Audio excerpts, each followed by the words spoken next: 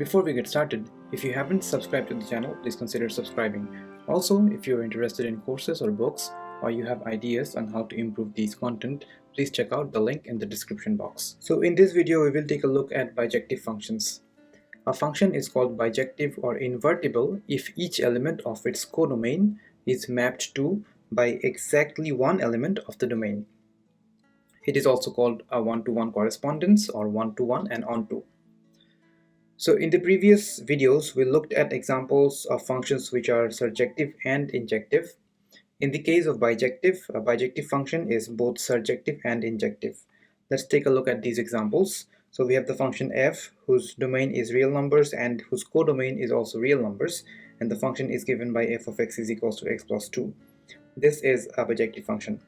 For the function g, whose domain is R and whose codomain is all the positive real numbers, and the function is given by exponent of x, this is also a bijective function.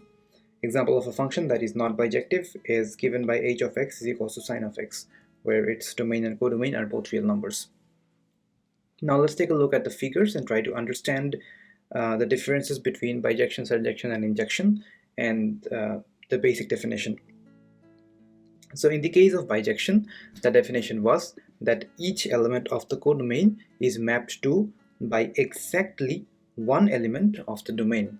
So here we have 4 elements in this example, 4 elements in the codomain, and each of them are mapped to exactly by one element in the domain, not more or not less. Compared to bijection, we looked at the video of injective functions that each element of the codomain has to be mapped to by at most.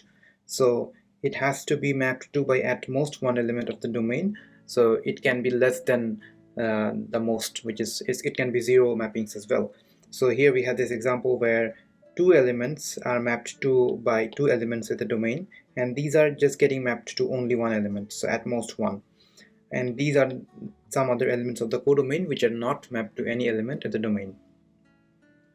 In the case of surjective functions, we saw that each element of the codomain have to be mapped to by at least, so it can be one mapping or it can be more than one mapping to each element of the domain. So for example, here we have the element z, which is mapped to by one element, so which satisfies the definition of at least one mapping. In the case of y here, y is getting mapped to by 9, so y also satisfies being mapped to by at least one element. In the case of w is getting mapped to by 3 elements of the domain, so yes, at least one mapping, and actually the number of mapping for w is 3, which is more than 1. So the basic differences between these 3 definitions lie here. In the case of bijection, it has to be an exact mapping, both way exact mapping. In the case of injection, it has to be at most mapping, so all the domains will get mapped to some elements in the codomain, and we may still have elements of the codomain which are unmapped, which is why we have the at most here. And in the case of surjection, it is going to be at least, so everyone's going to be mapped, and some guys can get mapped more than once.